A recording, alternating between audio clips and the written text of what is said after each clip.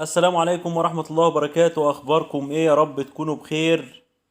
فيديو النهاردة يا جماعة للثوب الخليجي بالطريقة المفصلة جدا جدا. يعني إيه؟ هنشوف وإحنا شغالين وهنتكلم وإحنا شغالين. قماش النهاردة يا جماعة عندنا للثوب الخليجي هيبقى 3 متر، 3 أمتار. تمام، عشان نبقى كلامنا مفصل زي ما حضراتكم طلبتوا. حضراتكم اللي طلبتوا ان احنا نشتغل بالطريقة دي، واحنا هنشتغل ان شاء الله بالطريقة دي واحسن شوية. حلو الكلام، حلو الكلام.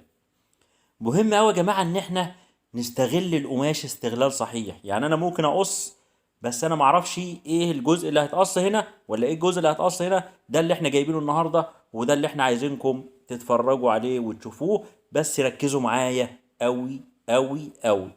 ده الطول يا جماعة عندنا 140. خلينا في الطول بس دلوقتي 140. بعد طبعا ما احنا اتأكدنا ان القماش بتاعنا 3 متر مظبوط، بنتني القماش مع طول القماش كده، فردناه كمان قدامنا، ونقيس الطول بتاعنا 140 ونزود 6 سنتي اهو، يبقى 146. خلاص كده، خلاص كده عندنا الكتف كام؟ خلاص خلصنا موال ال 140. خش بقى على الكتف. الكتف عندنا كام؟ 43، يعني على النص، على المتني 21 ونص، وسنتي خياطة يبقى 22 ونص. كده اللي انا هعمله دلوقتي ان انا هتأكد ان التانية بتاعتي دي 22 سنتي ونص ولا لا. 22 سنتي ونص مظبوط. وبعد كده هطلع التطبيقة بتاعتي دي يا جماعة كلها هتبقى على مقاس الكتف بالظبط. نمشي مع بعض واحدة واحدة. التطبيقة دي كلها هتبقى على مقاس الكتف اللي هو 21 سنتي ونص هتدينا 43، وسنتي خياطة يبقى 22 سنتي ونص هتدينا 43 مظبوط. حلو الكلام، حلو الكلام. تمام. هنيجي بعد كده لأهم نقطة وهي الوسع. بننزل نازلة كده 40 سنتي يا جماعة من هنا. طبعا 40 سنتي دول مسافة الوسط بالظبط، الوسع من عندهم. يبقى انا بعلم علامة كده عشان اخد الوسع. الوسع عندي كام يا جماعة؟ 50 سنتي. 50 سنتي يعني النص كام؟ 25. لا، انا هاخد 40 سنتي واعلم. ليه 40 سنتي؟ عشان عندي جناب. انا كده مش باقي معانا في الطوب، طبعا الطوب الخليجي بيبقى فيه جناب. يبقى احنا ناخد 20 و20 40 واصفي. خلي بقى الزيادة دي للجناب، نركز قوي في النقطة دي. وهنجيب الريجة كده ونعلم بدوران كده من الكتف على الريجة الريجة يا جماعة اللي هي أقل حاجة دي، اللي هي أقل حاجة فيها لفة خفيفة. الريجة دي أقل لفة في الريجات اللي عندنا. نجيبها ونصفي زي ما قلنا. مهم اهو بقص انا منين؟ من عند الكتف فوق مظبوط. وبعد كده بنزل على العلامه اللي انا خدتها اللي هي 20. 20 و20 40. يعني احنا عايزين عشان ال50 عايزين 10 سنتي. احنا لسه عندنا جناب. نركز قوي في النقطه دي عشان اهم نقطه في قص التوب الخليجي او السعودي. هي دي اهم نقطه واللي الناس كلها بتدور عليها، اللي هو نقطه الوسع. ليه بقى؟ لان انا عندي جناب. كل الناس بتركز في القص بتاع الوسع الصافي، ان كان 50 بنعمله 25 وخلاص. لكن نسي ان فيه جناب، الناس مش فاهمه الحته دي، نركز فيها. خلاص يا جماعه، احنا صفينا وسيبنا ال10 سم الباقيين في المقاس عشان نطلع الجناب، هنوريها لكم بعدين. ونقلب القماش بتاعنا بنفس الطريقه عشان نكمل شغلنا ونشتغل بنفس الطريقة. هناخد الصدر قدامنا فوق على الوش قدامنا، والظهر من تحت كده. انا بشتغل على الصدر بس. وزي ما قلنا الدوران بتاعنا او حرة الرقبة بنعملها بالطريقة بتاعتنا اللي احنا بنعملها، بس مش كل الناس بتشتغل زينا كده. اللي هو 7 سنتي، 6 سنتي، 6 ونص، 6 ونص، 6 سنتي طول، 6 ونص ورب، 6 ونص عرض. خلاص يا جماعة، او على حسب المقاس اللي عندك. ممكن تقل او ممكن تزيد، انت بتتكلم في نص سنتي. بعد ما قصيت حردة الرقبة بنفس الطريقة كده، باخد البشليك بتاعي الطول بتاعه 36 سنتي وبعلم. طبعا انا مظبط القماش بتاعي، الصدر ده تانية الصدر ده مظبطها على بعضها بالظبط، والظهر على بعضه بالظبط. وبفتح كده فتحة البشليك، وفي اخر فتحة البشليك باخد الفرد الصغير ده.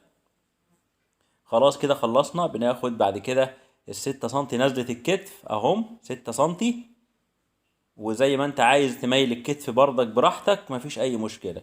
بعد ما ميلت كده خدت شديت خط على المزورة، الخط الجميل بتاعنا اهو يا جماعة. يا سلام على الجمال والحلاوة. وبعد كده قصيت خلاص كده تمام. نركز جدا في اللي جاي ده يا جماعة. انا بسوي كده الاتنين مع بعض، شايفين الترابيزة مستقيمة بالظبط، بظبط التنايات بتاعتي عليه. خلاص سهلة سهلة. وبعد كده باخد كام؟ انا للمقاس اللي معايا يا جماعة هاخد 7 سنتي. اتكلمت في الموضوع ده كتير والناس بتقول لا ده عريض ده رفيع، لا، انا المقاس اللي معايا ده هاخد 7 سنتي. لو في مقاس اعرض شوية بخليه 8 سنتي. وبعد كده على نفس العدلة بتاعتي او بساوي القماش او التانية دي بسويها واقص جنبها بالظبط، مفيش ما بسيبش، لا باجي كده ولا باجي كده. خلاص خلصنا. باجي من طرف القماش، خلي بالكوا يا جماعة من استغلال القماش، هقولها تاني، خلي بالنا من استغلال القماش. انا كده بعمل ايه؟ بجيب الطرف اللي باقي من القماش عندي ده كده في الاول، خلاص باقي القماش عندي انا مش عايزه، انا عايز ده اهم حاجة اللي انا عملته دلوقتي دول كده. خلاص بطبق التطبيقة بتاعتي كده اعلى من الصدر والظهر بشوية، خلاص بتاع 5 6 سنتي يكون اعلى عشان اعرف اشتغل. وبعد كده بساوي القصة اللي انا قصيتها دي اهي مع الترابيزة بالظبط. شايفين كده في رقم قدامنا على حرف الترابيزة يا جماعة، ركز كده معايا، في رقم اهو مظبوط على حرف الترابيزة بالظبط. وباخد الايه، العلامة او الخط بتاعي ده اهو يا جماعة. سهلة جدا جدا جدا، والطريقة مبسطها.